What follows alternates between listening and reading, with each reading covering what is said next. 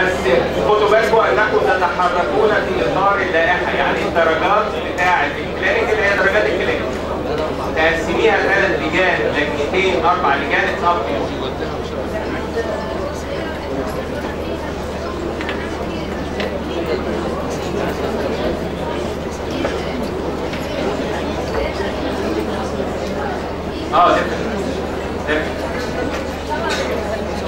computers, instruments, whatever you like, كماتيريال use than practical.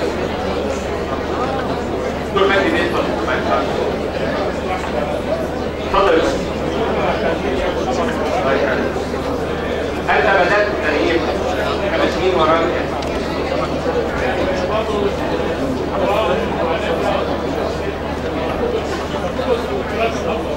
تمام. هيطبق. لا هو هيطبق. سويت بالناس يعني أنا كان قصدي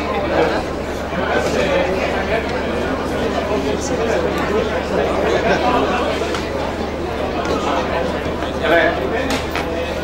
لا احنا بنتكلم على الطلبه البوست جرادويت.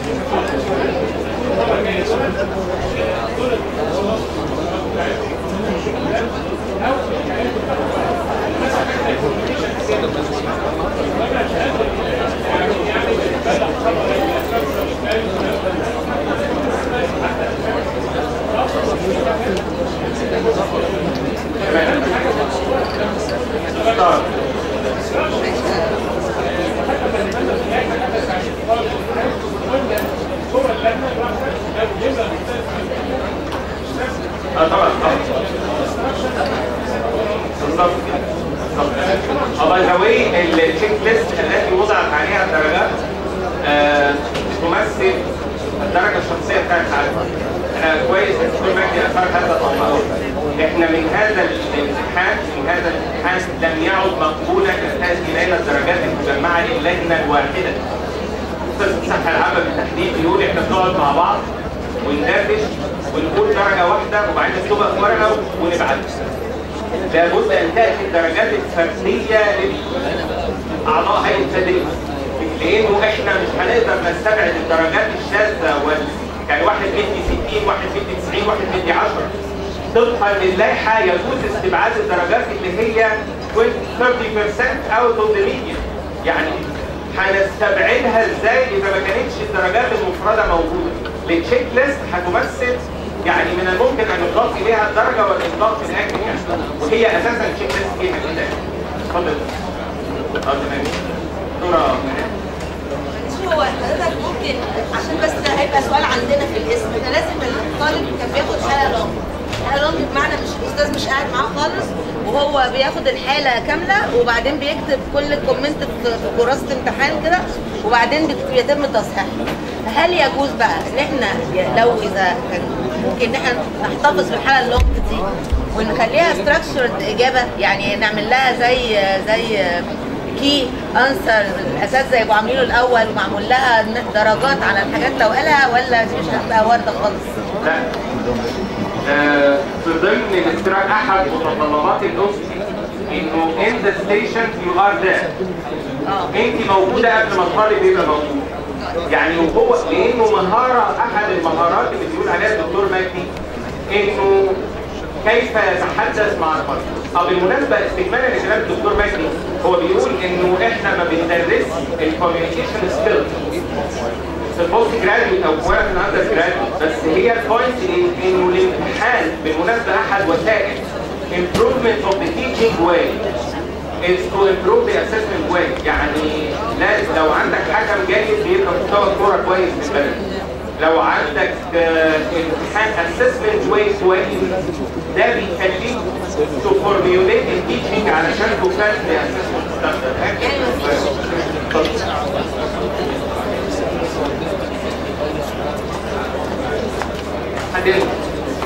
هي بتتسجل فيديو وهتنزل على الموقع. اللي عاوز يعمل ريسيرش هيشوفها واللي ما شافهاش ممكن يطلع عليها.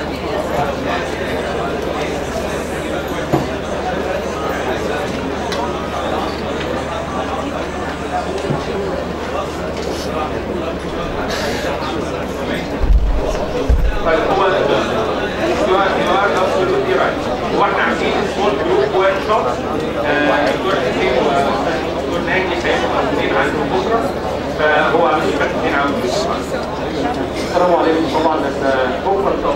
كبير في الاجنده.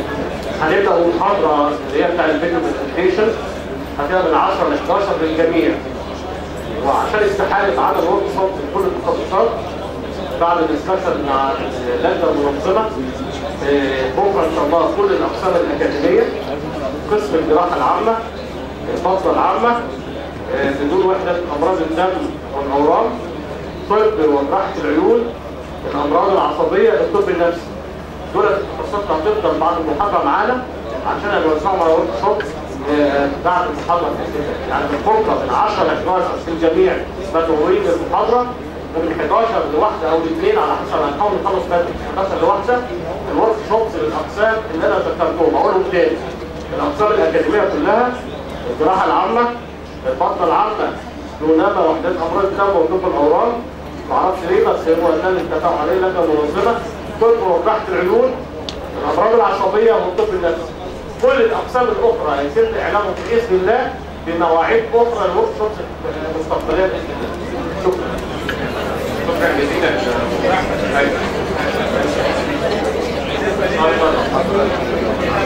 لا احنا نتفق معاك.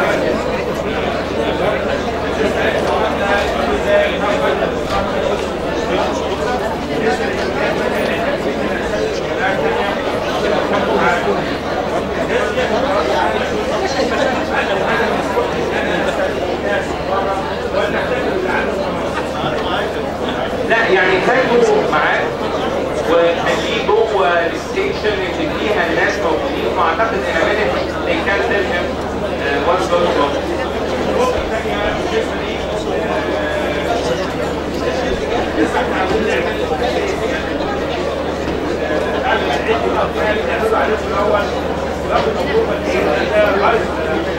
النقطة الثانية ان احنا نعمل جروب سيشن على الطلبة اللي جايين يمتحنوا المرة الجاية عنهم قبل الامتحان بشهر.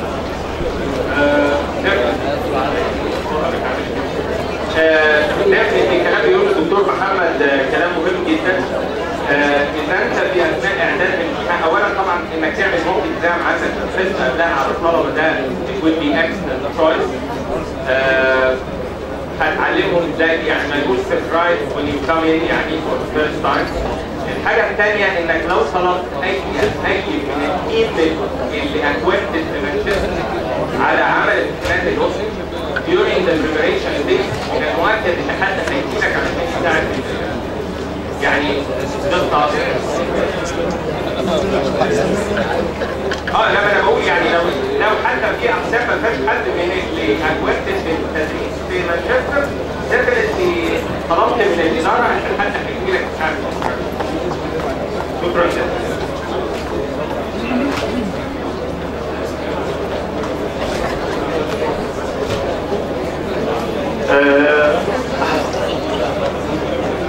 We still have like 10 minutes. Excuse me.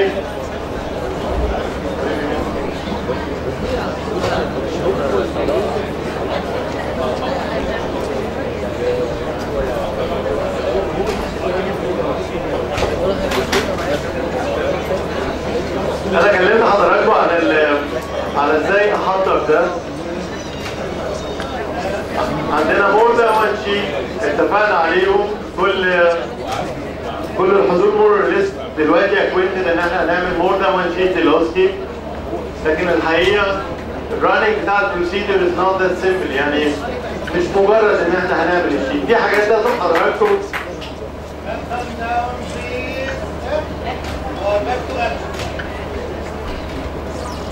في حاجات كروشال الحقيقه علشان نكون اوسكي اكزام بروبر لازم كلنا نحطها ان مايند.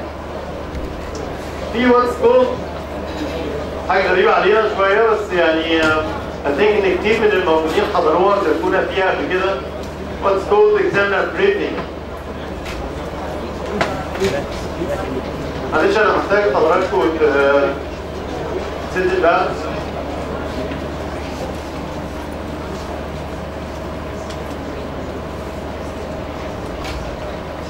قبل ما نبتدي الاكزام وريفر بيتعمل للماستر للام دي حتى الاندر جراد ستودنت. This is what's called قبل كل اكزام، حتى لو كررنا الاكزام 10 مرات 20 مره قبل كل اكزام we will sit together in the morning before the exam and to do what's called examiner briefing.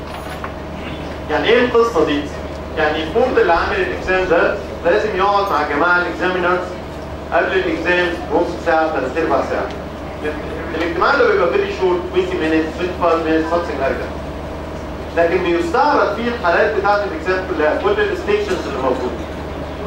وكل واحد من الاكزامينرز اللي حاضر بياخد الفايل بتاعه. الفايل ده بيبقى فيه الانستراكشن شيت بتاعت الاكزامينر، انت هتعمل ايه في الستيشن. وفي مارك شيتس مع عدد الطلاب اللي هيخشوا حضرتك، هيخش حضرتك 10 طلبه 15 طالب، في 10 ورقات مارك شيتس اللي مكتوب فيهم الاستراكشرز انسر اللي حضرتك شفتوه. بيتعرض قدام كل الاكزامينر الستيشن اللي راني، وبيتعرض دور كل واحد، وبيبقى مطلوب من الاكزامينر انه يقعد يذاكر الدور بتاعه، يقعد يشوف السيناريو بتاعه ايه، المارك شيت بتاعه ازاي، علشان وانس ان يخش حضرتك طالب يبقى كل شغلانتك ان انت تعمل على التشيك ليست علامات وتجمعهم في النهايه وتدي درجه. So the examiner briefing is crucial. هتستغربوا شويه وهنتضايق، وفي بعض الاصناف بياخدوها على كرامتهم شويه، انه لما بيبقى عندنا مثلا 10 ستيشن صح يكون فيها 10 اكزامينر و3 ستاند باي. يعني انا هقعد احتياطي بليز بليز بليز، ايوه في حد هيقعد احتياطي. لانه احنا لا نتحمل ان حد من ال10 اكزامينرز دول يتاخر، ما يجيش، يتعب، مش عارف ابنه يرن عليه في التليفون ان مش عارف حصل له ايه. لازم يكون في حد ستاند باي موجود في الستيشن، موجود. So the station is running، الدايره بتلف، وفي الستاند باي دول موجودين. ده لا يقلل من حجم الاصناف ولا يقصر فيه، انما الاستراكشر بتاع الاكزام should include staff sitting stand by علشان يريبليس somebody. وطبعا مش من الطبيعي ان انا اشرف ثم يفضل always stand by، لكن انا المره دي انا النهارده هستاند باي، دكتور سعيد المره الجايه هستاند باي، دكتور ماهر المره الجايه هستاند باي، something like that.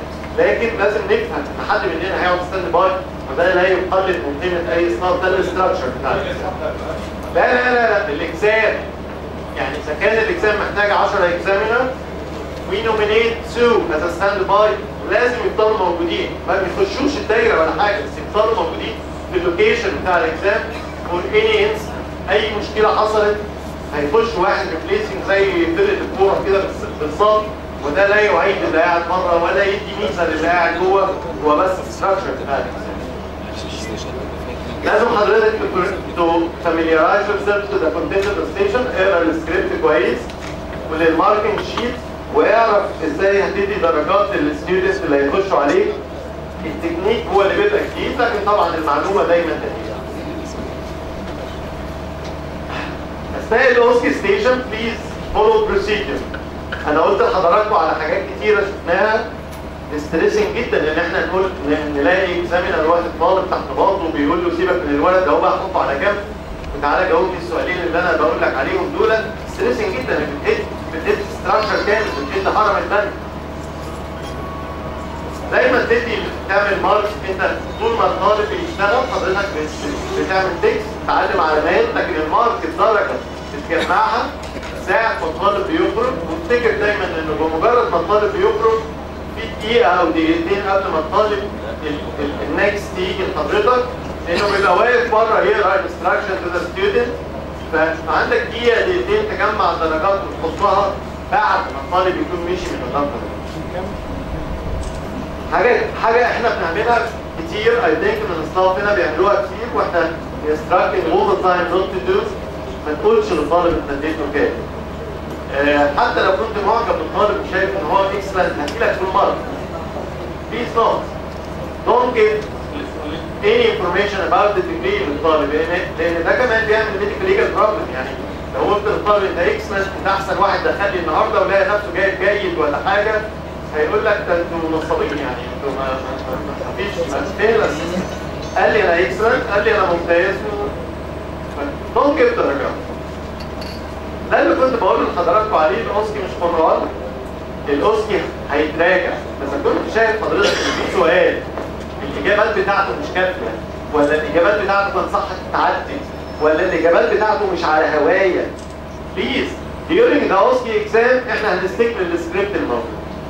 لكن بعد الاوسكي اكزام زي ما كان في بريفنج بيفور، في ريفيو بعد الاوسكي اكزام. هنقعد مع بعض تاني نص ساعه بعد الاكزام، والفلور بيبقى مفتوح تماما. السؤال ده كان المفروض يزيد كذا، وانا لما اديت في صاله درجات بعض الطلبه جاوبوا بالشكل الفلاني وانا شايف ان هم يستحقوا ياخدوا درجه.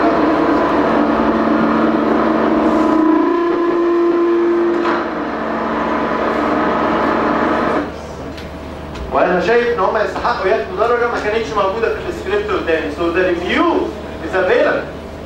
ممكن البورد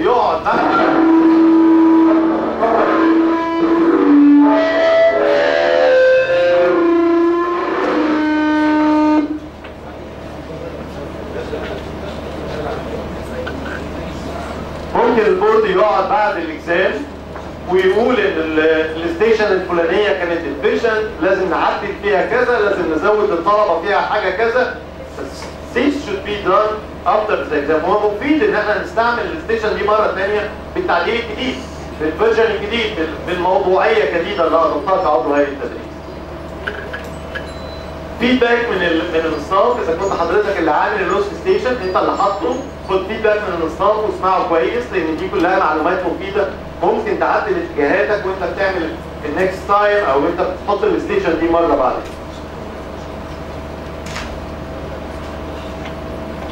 These issues should be considered extremely واحنا بنعمل الشغلانه دي. The first to examine is in your own specialty. زي ما حكيت لحضراتكم كده في الاول.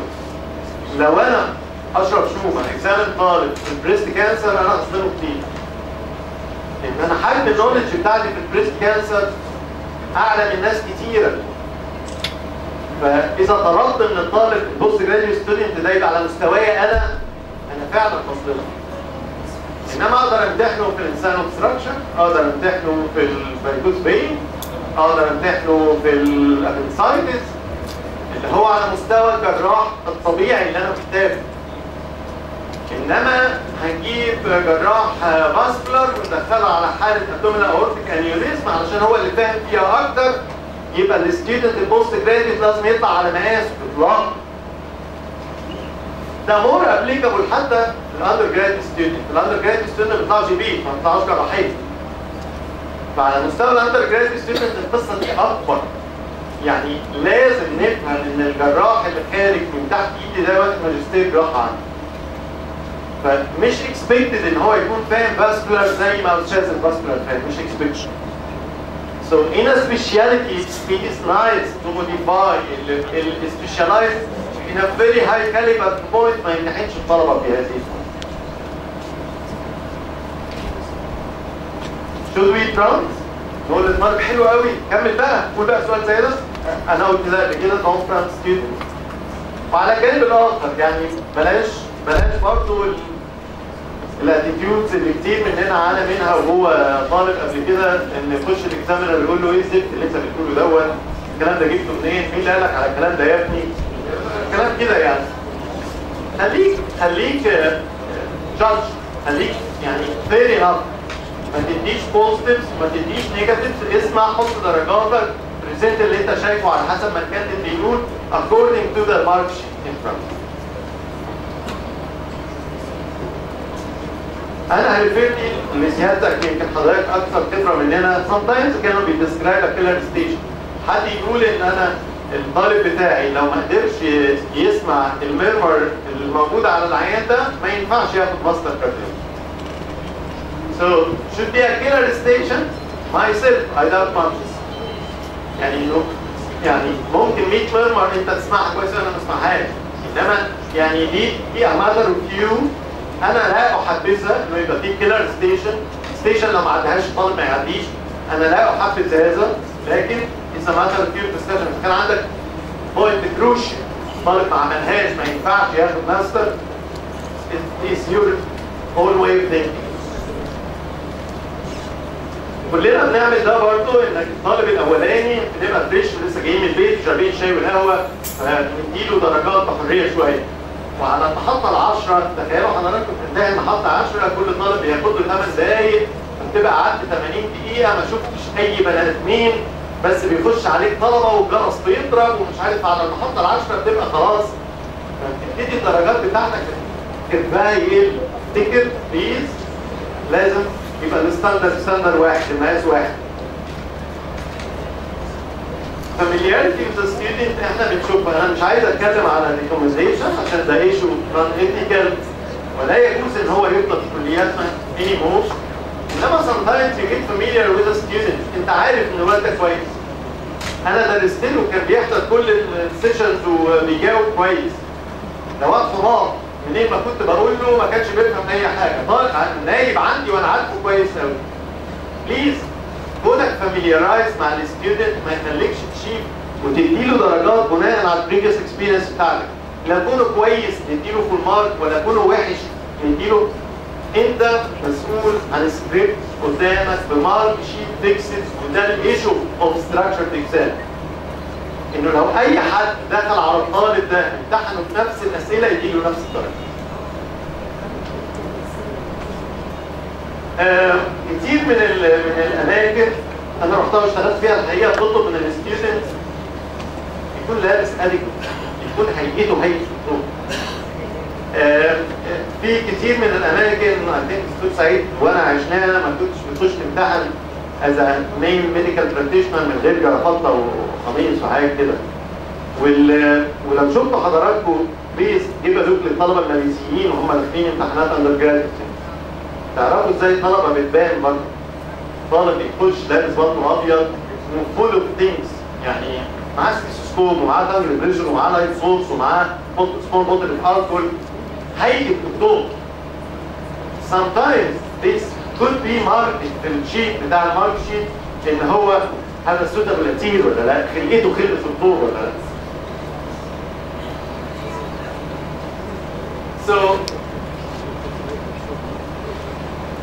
الاستريس بتاع الستودنت بيبقى اليفيتد، زي واحد بيرتاح نقول له طبطب عليه ونقول له معلش يا ابني وما تخافش والامتحان سهل، ده هم 3 اسئله بساط جاوب على الراجل ده هو خلاص. العيان ده هيقول لك كلمتين جاوبهم. بليز نوت. يو كانت رياشور. ممكن تقول له اهدى وامتحان زفت مثلا. انما احنا مش فاتحين سيشن نطبطب فيها على الدكتور، لان الدكتور ده هيتعرض لستريس وهو بيشتغل ولازم يرسبوند بوزيتيف وهو اندر ستريس. يعني مفيش مبرر ان هو علشان بيمتحن فهو اوت كنترول. ده جزء من الحكايه ان هو يتحط اندر ستريس ويبرفورم بوزيتيف. فالاكسس ورك فور assuring the student ده مش needed. assure simple. حط الدايس ادي جلوبال مارك في الاخر. خليك objective all the time. don't deviate. انت مرسوم لك خريطه stick ليها بليز. confidentiality is crucial. يعني ما تخليش الطالب يشوف المارك بتاعه، ما تخليش اي حد يشوف المارك بتاعك. confidentiality of the exam جزء منه تمام. Please arrive 30 minutes before the OSCE exam. احنا عندنا اجتماع قبل الامتحان. لازم تحضر الاجتماع. لو ما حضرتش الاجتماع مالكش الحق انك تشتغل اكزامينر لان في نقط كروشيال هتتقال وانت مش هتسمعها. جراوند رول مهمه. نو موبايل فونز. الموبايل فونز بتتاخد من الطلبه ومن الاكزامينرز. محدش يتضايق في كده. نو موبايل فونز. لو الستودنت فينيش ستيشن ايرلي يعني زي الستيشن اللي احنا عرضناها دي والرول بلاير سال الستودنت على الحاجات والستودنت جاوب وبعدين خلص. هي 8 دقايق بعد 6 دقايق خلصوا. صح نعمل زي فؤاد المهندس وشباب كده نقول الجو جميل والدنيا لطيفه والمواصلات زحمه، انما مش هنتكلم في انه جاوب ايه وما جاوبش ايه وينفع ازود وما ينفعش ازود. طب في صح ولا اقول اجابه ثانيه؟ مش هنتكلم في الكلام ده. احنا هنقضي الدقيقه ولا الدقيقتين المفاضيين ممكن ما نتكلمش خالص، لا نتبادل اي كلام ونفضل قاعدين ساكتين، وممكن نتبادل الجو جميل، نتبادل الكلام اللي يدخل. انما نتبادل ما هو حول انا قلت صح وقلت غلط وازود وما ازودش، لا نتبادل. Keep the time. تفتكر ان كل ستيشن ليها وقت الجرس هيضرب اذا كان الرول بلاير اللي قاعد ده زي ما وريت حضراتكم كده كان مسؤول انه يسال الطالب 5 اسئله. سال الكانديد سؤال، قعد الكانديد يجاوبه في 6 دقايق والستيشن كلها 8. انت لازم تحركه، لازم تقول له نيكست. هو قدامه تاسك، هو عارف ان الرول بلاير هيساله كذا سؤال، ما ينفعش يقضي الامتحان كله في سؤال واحد.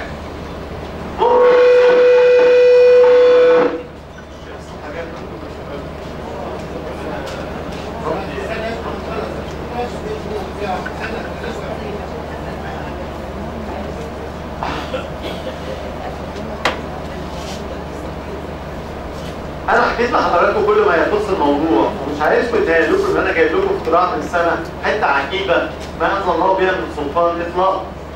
الويز اوف اسسمنت اللي احنا اتكلمنا عليها امبارح وبنكمل عليها النهارده زانوسكي، كل واحد فيهم ليهم ويكنس وكل واحد فيهم ليهم نقط باور. So the OSCE station have weakness. ايوه have weakness.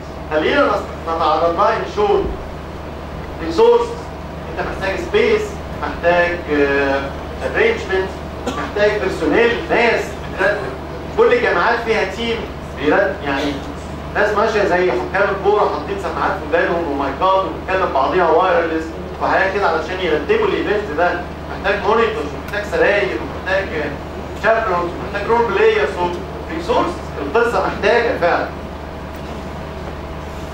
لونج تايم كوميتمنت، اللي هيخش يعمل اكزامينر لازم يكمل الدايره. اذا كانت الدايره 10 ستيشن في 8 دقايق انت قاعد مكانك 80 دقيقه ومش هتتحرك.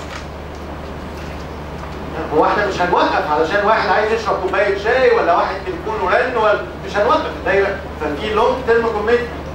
وفي احيانا بقول لحضراتكم 16 ستيشن في 10 دقايق ب 160 دقيقه انت قاعد 3 ساعات بتمتحن. في لونج تيرم كوميتمنت للاكزامينر موجود، وده اتس ا ماست.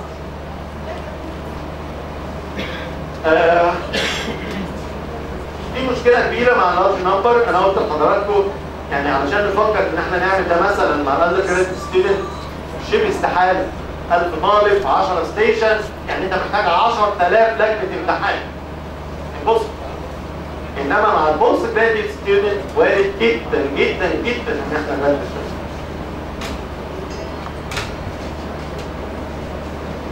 انما بالرغم من كده القصه فيها ادفانتج. انا عارف ان انتوا قلتوها. عندنا سيشن ديسكشن، هنخلي الديسكشن بعد اذن حضرتك. احنا عندنا يوم كامل في الديسكشن، فليتس موف فورورد. قلتها بس عشان الدكتور احمد اتكلم فيها. الفتره جايه القاهره مخصوص ومعانا ساعتين، فهنخلص انا خلصت. عندنا يوم كامل للديسكشن. احنا بس اتكلمنا فيها علشان كده انا كروست. So what the strength is a very crucial point for clinical skills. إذا كنت عايز تكزامن الطالب بتاعك هو بيعرف يشتغل كلينيكال ولا لا؟ This is the best way. مفيش طريقة تانية. الورقة والقلم مش هتحقق أبدا. ومعلش دكتورة منال كانت بتتكلم من شوية إن إحنا بنخلي الطالب يعمل حالة لونج ويكتب فيها كراسة والكراسة تتصحح. This is not a clinical testing. Clinical testing معناها إنك بتشوف الكاتب بتاعك بيعمل كلينيكال سكيل قدامك وتيفالويت. انما كله يكتب ده في ورقه ما عادتش كلينيكال. So it can point out holes in the curriculum. يعني لو لقيت الطلبه بتوعك مثلا ما بيعرفوش يركبوا يورينري كاستر تفهم ان ده ما اتدرسش. اذا لقيت الطلبه بتوعك ما بيعرفوش يعملوا تشيست اكزامينيشن تفهم ان الطلبه دي لما عدت على التشيست ميديسين ما خدتش هاو تو اكزامين تشيست. So it points out the holes في الكوريكولم بتاعنا. حتت ضلمه ما وصلتش للطلبه ممكن تعرفها وانت بتعمل لوسي.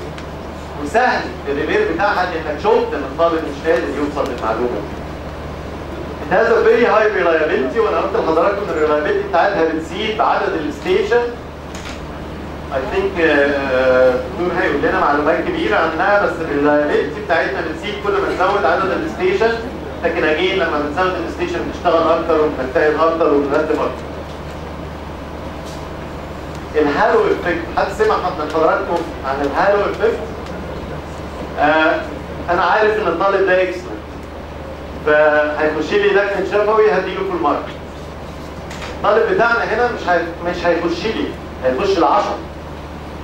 وانا بتراي تو كنترول ذا هالو، بتراي تو كنترول اعتقادك ان ده غبي وما كانش بيحصل. فانا مش ممكن هيعدي قدامي، هو هيعدي على 10 اكزامينر. الهالو افكت هيقل كتير واحنا بنعمل نوت سيستم. It overcomes with the uncontrolled variables.